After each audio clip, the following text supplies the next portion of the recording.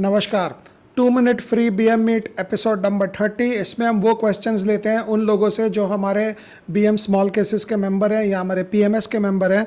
और आज का हमारा क्वेश्चन भूषण लाल वर्मा का है। ये हमारे स्मॉल केस के सब्सक्राइबर हैं और इनका बेटा एमबीए पढ़ने जा रहा है।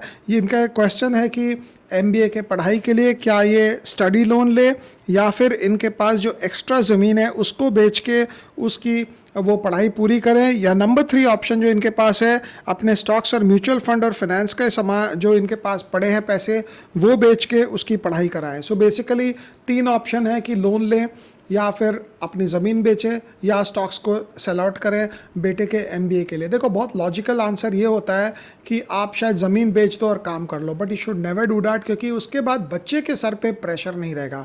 बच्चा जब पढ़ रहा है तो सर पे उसके प्रेशर चाहिए।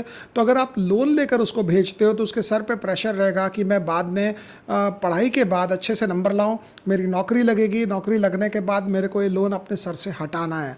तो बच्चा प्रेशर में रहेगा is always good rather than बच्चे को विदाउट प्रेशर रखो।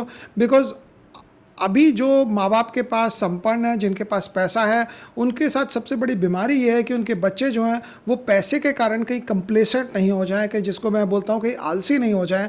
और इसीलिए सर के ऊपर प्रेशर देने के लिए आई वुड सजेस्ट कि आप उसे बोलें कि लोन लेकर जाओ। हाँ, लोन लेने में आपकी गारंटी ज़रूर मांगेगा बैंक, तो आप गारंटी दे सकते हो। और ज़मीन बेचकर अगर चुकाना है तो बाद में अगर नौकरी नहीं मिलेगी तो उस समय ज़मीन बेच के चुका दिया जाएगा, उसमें कौन सी बड़ी मुसीबत है। लेकिन फॉर द मोमेंट अगर आप ये करोगे कि अभी आप ज़मीन बेचकर उसको पैसे दे दोगे पढ़ाई के, या अपने शेयर बेच दोगे, या अपने फिक्स्ड डिपॉजिट्स और वो सब खाली करके फिर पैसा दे दोगे, तो ये होगा कि बच्चा जो है वो कंप्लेसेंट हो जाएगा, उसके ऊपर प्रेशर नहीं रहेगा। और सबसे बड़ी चीज़ होती है लाइफ में कि आप जब प्रेशर में रहते हो तो यू परफॉर्म द बेस्ट। कई बार आप क्रिकेट में देखते हैं कुछ प्लेयर्स होते हैं जो प्रेशर में आते ही अच्छा खेलने लग जाते हैं, और प्रेशर नहीं होता है तो अच्छा नहीं खेलते हैं। तो आई वुड सजेस्ट कि हो सके तो लोन लो।